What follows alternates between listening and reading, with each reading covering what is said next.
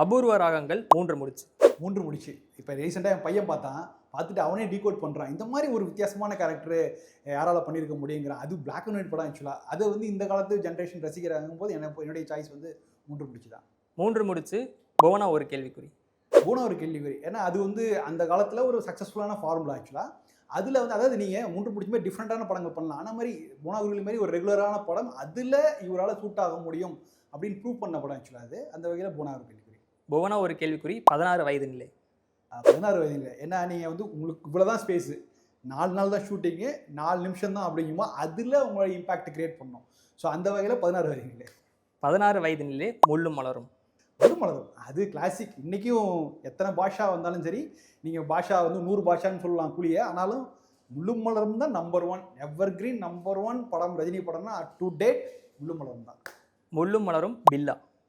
முள்ளும் மலரும் தான். முள்ளும் மலரும் நெற்றிக்கண்.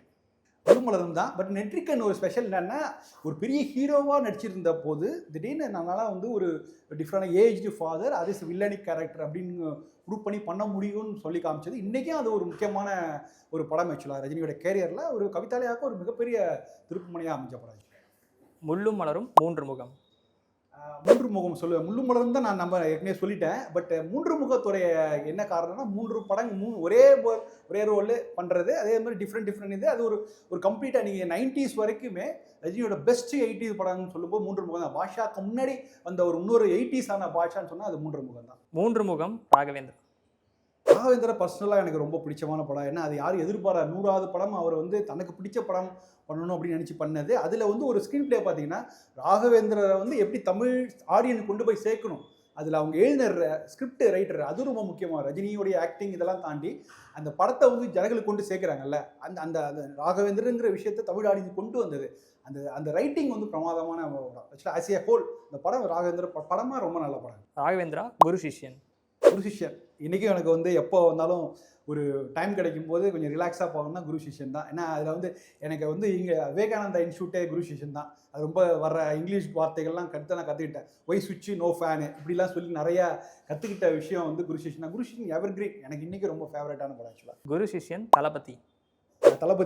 தளபதி இன்றைக்கி வந்து பார்க்குற போது ஒவ்வொரு ஸ்க்ரீனும் பார்க்கும்போது சீன்ஸ்லாம் பார்க்கும்போது எப்படி இதை பண்ணுறாங்க.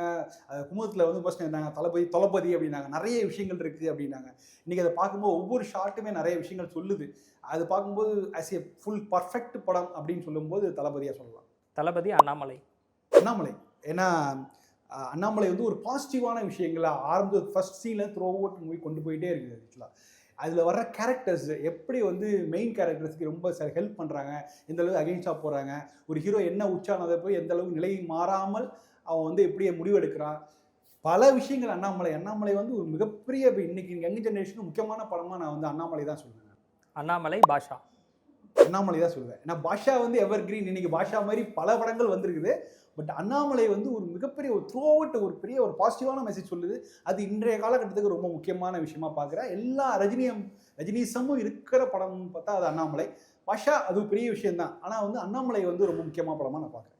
அண்ணாமலை படையப்பா. அண்ணாமலை தான். அண்ணாமலை சந்திரமுகி. அண்ணாமலை. பட் என்ன சந்திரமுகியில் என்னன்னா உங்களுக்கு வந்து ஒரு 8 நிமிஷத்தில் இதை வந்து ஒரு டிஃப்ரென்ஸ் கொடுக்கணும் அப்படிங்கிறதுக்காக அது பண்ண படம் ஆக்சுவலாக சந்திரமுகிங்கிறது. அதில் நிறைய விண்டேஜ் ரஜினி. அது அண்ணாமலை ரஜினி தான் சந்திரமுகியில் ஒரு 6 நிமிஷத்தில் வரார். அது ஒரு ரொம்ப பெரிய விஷயம். அண்ணாமலை சிவாஜி. அண்ணாமலை தான், அதில் டவுட்டே இல்லை. அண்ணாமலை எந்திரன். எந்திரன் வந்து ஒரு அடுத்த கட்டம். அதாவது நீங்கள் வந்து படிப்படியாக ஒரு கலைஞனுடைய வந்து அடுத்தடுத்த ஜென்ரேஷனை கவர் பண்ணிட்டே போகணும். அப்படி போகும்போது எந்திரன் ஒரு மிகப்பெரிய மைல் ஸ்டோன். அது இப்போ வர்ற யங் ஜென்ரேஷனுக்கு வந்து சிவாஜியும் எந்திரன் தான் மிகப்பெரிய இன்ஸ்பிரேஷன். ஸோ அந்த வகையில் எந்திரன் வந்து முக்கியமான படம் பார்க்குறேன். எந்திரன் காலா ரொம்ப முக்கியமான கருத்தியல் சார்ந்து ஒரு முக்கியமான படம். அதில் மேக்கிங் ஆகட்டும் எல்லாம் ஆகட்டும் அது வந்து இது ஒரு ஜானர் அப்படின்னு சொன்னால் காலா ஒரு மிக முக்கியமான ஜானர். இந்த மாதிரி அந்த போல்டான படம் ரஜினிகிட்ட யாருமே எதிர்பார்க்கவே இல்லை. தமிழ் சினிமாவோட முக்கியமான படம். அதே சமயம் ரஜினியோட கேரியர்லையும் காலா ரொம்ப முக்கியமான படமாக நான் பார்க்குறேன். காலாப்பேட்டை. ஏன்னா பேட்டை வந்து ஒரு பெரிய விண்டேஜ் ரஜினிசம்னா என்னன்னு ஒரு திரும்ப ரீடிஃபைன் ஆன ஒரு படம். ஒரு பெரிய புதிய தலைமுறைக்கு பேட்டை ஒரு பல விஷயங்களை அறிமுகப்படுத்தின விஷயத்தில் பேட்டை ரொம்ப முக்கியமான படம். பேட்டை ஜெயிலர். ஏன்னா ஜெயிலர் வந்து ஒரு முக்கியமான வித்தியாசமான கான்செப்ட். அது வந்து ஒரு ஹியூமரன்ஸும் இருக்குது. அதே சமயத்தில் ஆக்ஷன் ஓரியன்டு பெரிய அளவில் கொண்டாடப்பட்ட படம். இதில் எனக்கு பிடிச்சமான படம், இந்த நீங்கள் சொன்ன லிஸ்ட்டில் எனக்கு பிடிச்சமான படம் தவிர வராத படம் படிக்காதவன் ரொம்ப முக்கியமான படம். ஏன்னா அது எமோஷனலி ரொம்ப ரொம்ப கனெக்டட் ஆக்சுவலாக. அதில் வர்ற ஒரு காரில் வந்து அந்த காரை உடச்சிட்டு ரஜினி பேசுகிற வசனங்கள் ஆகட்டும், அது ஒரு ஃபேமிலி ட்ராமாவா, அது ஆக்ஷன் படமா, அது என்ன எல்லாமே கலந்து செய்த ஒரு வடிவம் அது. படிக்காதவன் அதுங்கிறது நிச்சயமாக ரஜினி கேரியரில் டாப் 5 படத்தில் படிக்காத ரொம்ப முக்கியமான படம். ரஜினியை புரிந்து கொள்ள வேண்டும்னா நீங்கள் படிக்காத படத்தை நினைக்கலாம்.